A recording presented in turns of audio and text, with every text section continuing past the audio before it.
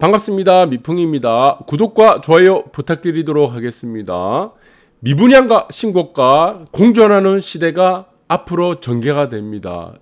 지금 현재까지의 진행 상황은 무주택자와 유주택자 간의 양극화였죠. 그리고 차별화했다라고 보시면 되는데, 앞으로 열리게 되는 시장은 유주택자끼리의 경쟁하는 시대가 됩니다. 그래서 우리가 일찍이 볼 수 없었던 초양극화 시대가 또 한번 열리게 됩니다. 이 부분들을 여러분들이 잘 보시기 바랍니다.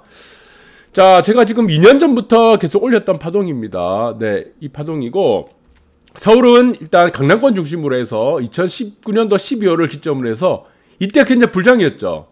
그래서 약 1년간의 조정을 받고 다시 올라가는데, 이 기간이 다시 2023년이라고 그랬습니다.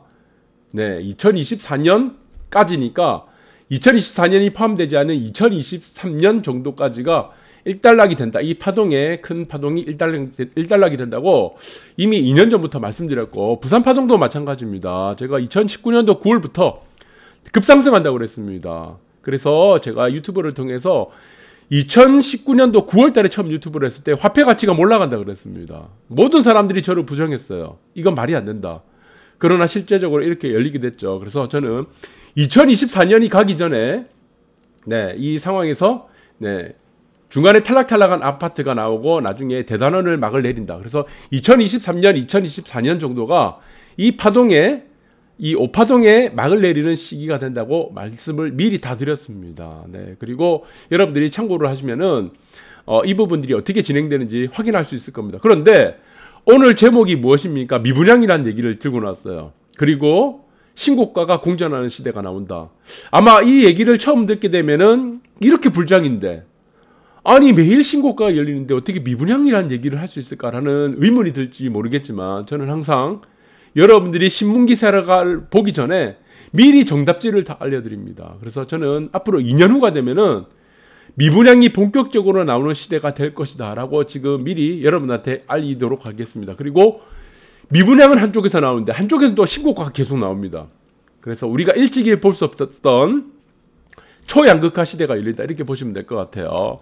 자, 그런데 이 중요한 문제들은 우리가 앞서 있었던 일본 사례를 보시고, 그리고 홍콩, 이런 사례들을 먼저 보시는 게 나을 것 같습니다. 그래서 저는 크게 대한민국이 가는 부동산 방향도 여기서 크게 벗어나지 않는다고 보고 있습니다. 그래서 홍콩 도쿄의 최고가 아파트가 경쟁이 열리죠.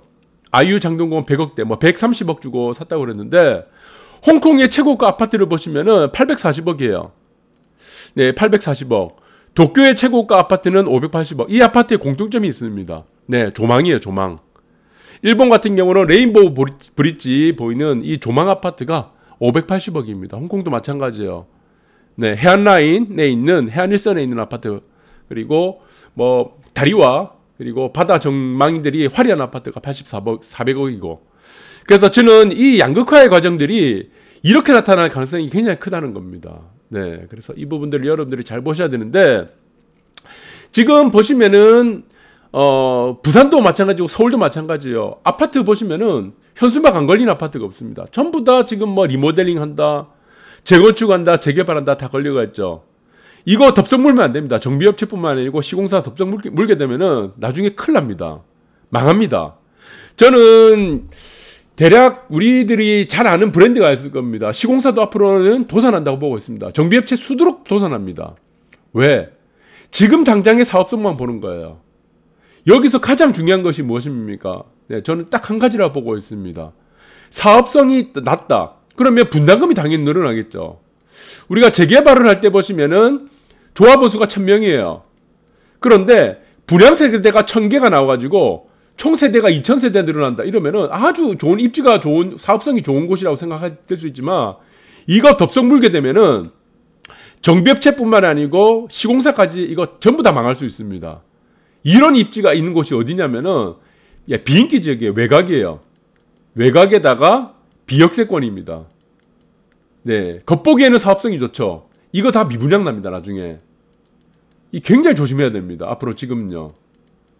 그래서 지금 많은 업체들뿐만 아니고 많은 사업을 추진하는 곳들, 하다못해 15년만 넘어가면은 아파트들, 비역세권, 그리고 삼성주거지에 300% 넘어간 이런 아파트들도 현수막 다 걸어놓습니다. 리모델링 한다고, 재개발한다고. 네, 크게 당합니다, 이거. 나중에 이거 전부 다 미분양돼요. 그래서 이 부분들을 여러분들 잘 보셔야 되는데, 또 한쪽에서는 어떻습니까? 네, 압도적인 조망권을 가진 곳들은 신고가 계속 칩니다. 그래서 지금 17만 배가 벌어졌어요. 지금 일본 같은 경우는 17만 배 벌어졌습니다. 17만 배. 배수가. 네, 아파트끼리의 경쟁에서 우위에 점한 아파트가 17만 배고, 그리고 우위에 점하지 못한 외곽지, 그리고 비역세권의 이런 아파트들은, 네, 공동주택은 영원으로 수렴했습니다. 이 현상 나타납니다. 분명히 나타납니다. 그 트리거가 되는 시기가 언제냐면 2023년부터입니다. 여러분들 잘 맞박에 적으시기 바라고. 자, 그렇다면은, 자, 미분양 세대 수를 볼게요. 지금 미분양 세대는 역대 최저치일 겁니다, 아마. 대구가 미분양이 늘어나는 정도 외에는 어떤 곳에도 미분양이 늘어나지 않아요. 우리가 겉보기에는 이것이 불장이라고 생각하죠. 호가가 늘어나고. 그러나 이것도 길어야 2년이면은 끝납니다. 자, 미분양도 세대수도 마찬가지입니다. 시세도 마찬가지고요. 여러분들 눈여겨보셔야 할 게 무엇이냐면은 영원히 하락하지 않습니다. 영원히 상승하지도 않아요. 미분양수도 마찬가지입니다. 영원히 상승하는 것도 영원히 하락하는 게 없어요. 결국 파동입니다. 전부 다 파동이에요. 시세도 뿐만이 아니고 통계에서 일어나는, 우리가 자연에서 일어나는 모든 통계 숫자는 전부 항상 오름과 내림이라는 이런 파동, 웨이브를 그리면서 진행이 됩니다. 그렇다면은 저는 여기서 보시면 여러분들이 잘 보셔야 되는 게 무엇이냐. 이 미분양이 세대가 늘어나는 시기가 있을 겁니다. 다시 유턴합니다. 급증하는 시기가 있어요. 이 시기가 언제냐? 2023년부터 시작된다고 봅니다. 네, 여기서는 어떤 사업을 진행을 해야 되느냐. 여러분들이 잘 보시기 바랍니다. 그 사업의 가장 중심이 무엇이냐? 완판입니다. 분양 완판. 재건축, 재개발, 그리고 리모델링 다 마찬가지입니다. 완판이 되지 않으면 이거 건들면 안 됩니다. 네, 저는 그렇게 보고 있습니다. 자, 구체적으로 좀 더 미분양에 대해서 알아보면은 불장 서울도 매각 초소형 외면하죠. 미분양이 65가구 늘어납니다. 서울은 모든 가구가 불장이라고 하는데 아닙니다. 지금 서울도 마찬가지예요. 서울도 보시면 외곽입니다. 외곽. 이거 조심해야 됩니다. 외곽.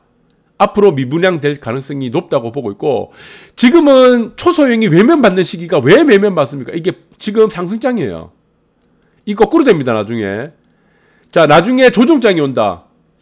초양극화장이 나온다 그러면은, 조정장이 온다 그러면은, 자, 여기서는 대형 평수가 있을 겁니다. 대형 평수는 다 죽습니다.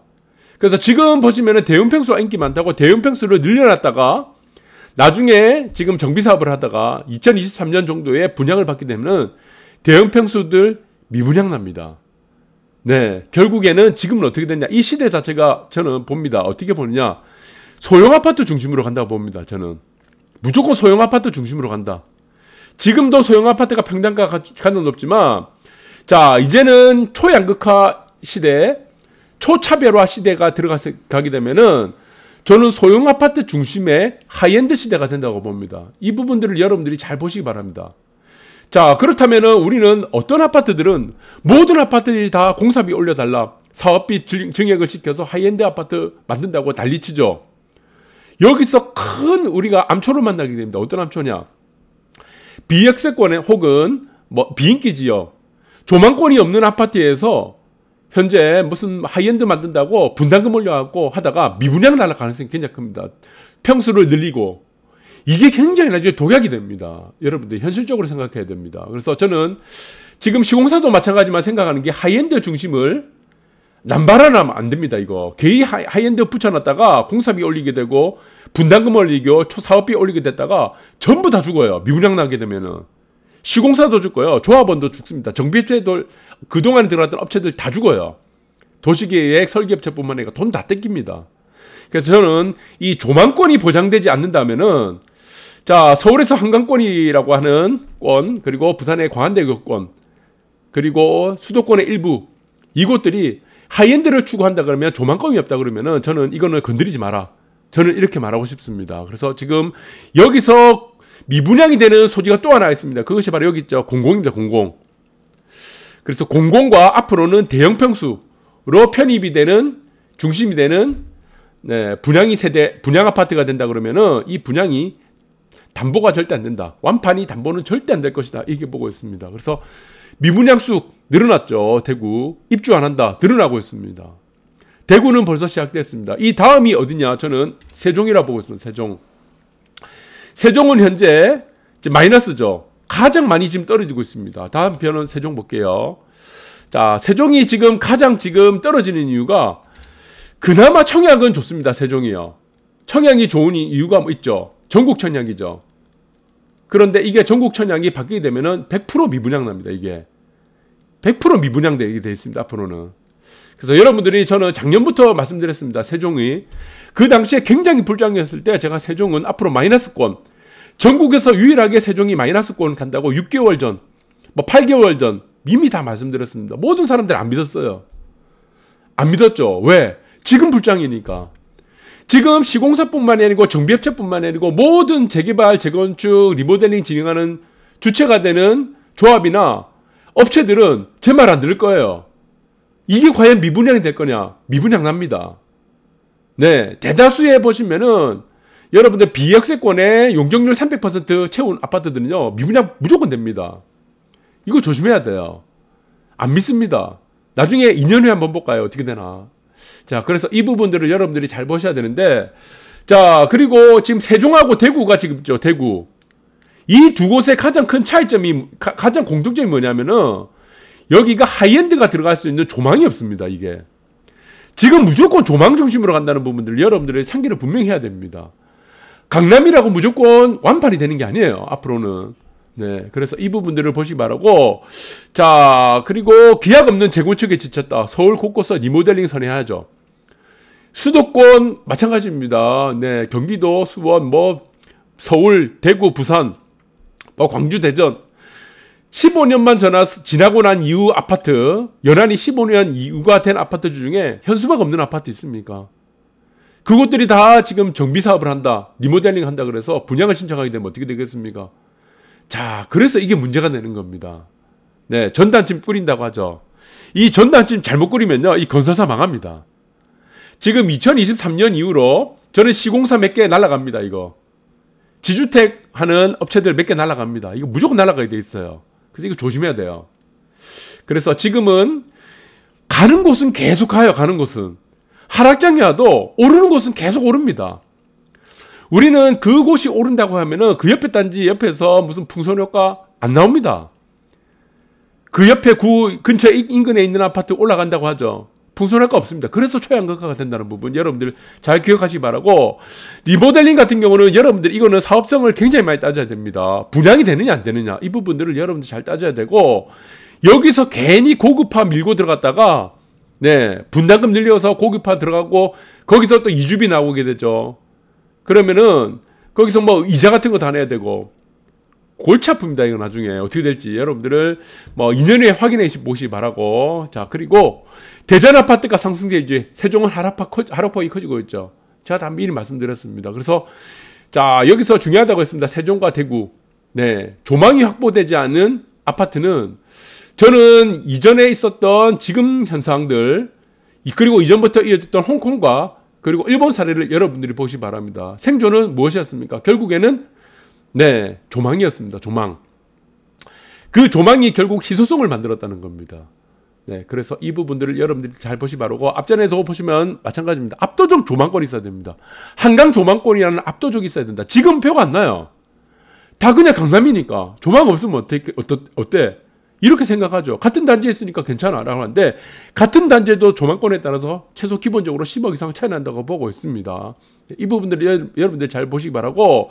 그래서 세종과 대구는 이미 시작되고 있는 부분들이 있습니다. 여기서 희소성을 받기 힘들다는 겁니다. 그 부분들 여러분들이 잘 보시기 바라고. 올해 분양 중 세 채 중 한 채는 재건축 재개발 물량이라고 하죠. 그럼 여기서 가세하는 게 있습니다. 공공개발이 하나 가세하죠. 물량이 공공개발, 이거 잘못 적었네요. 네, 공공개발이 있습니다. 공공개발. 정부에서 추진하는 공공개발에서는 상계심도시도 있고, 뭐 역세권 뭐 잘 안 되죠. 고밀개발도 잘 안 될 거고. 여기서 하나 더 있습니다. 무엇입니까? 리모델링. 리모델링이다. 그리고 재개발, 재건축 총 4개 물량들이 들어갑니다. 여기서 2023년부터 네, 어떻게 되겠습니까? 대장 싸움이에요. 대장 싸움. 누가 대장 될 것인가? 대장 맞추고 갑니다. 그리고 여기서는 공공개발뿐만 아니고 리모델링은 대다수가 저는 미분양된다고 봅니다. 이거 입주민들 다 감당해야 됩니다. 재개발도 마찬가지예요. 재개발은 사업성만 보고 들어가게 되면은 업체들 다 망합니다. 여기서는 사업성을 보고 들어가면 안 됩니다. 분담금을 더 지불할 수 있는 구역이 돼야 되고 거기에 따라서 완판이 된다. 분양이 완판이 될 수 있는 곳들을 선별해서 업체들도 들어가야 된다. 저는 그래 보고 있습니다. 재건축도 마찬가지고 시공사도 마찬가지입니다. 이 2023년부터 수많은 업체들과 시공사들이 도산하게 될 가능성이 굉장히 크다는 부분 여러분들이 잘 기억하시기 바라고, 한마디로 이겁니다. 앞으로 대한민국이 가는 길은 이거예요. 네, 100억대, 200억대, 300억대 가는 아파트들이 계속 생겨나고, 그리고 뭐 20억, 30억 아파트, 50억까지 넘어가는 아파트, 84제곱이 넘어가는 아파트들이 생기지만 그 아파트들이 한정이 되어 있습니다. 그래서 희소성이 받는 거죠. 그것의 가장 중심은 압도적 조망권이고 나머지는 어떻게 되겠습니까? 네, 탈락하는 아파트들이 굉장히 우죽순으로 생긴다는 부분들 여러분들 잘 기억하시기 바랍니다. 오늘 방송 여기까지 하도록 하겠습니다.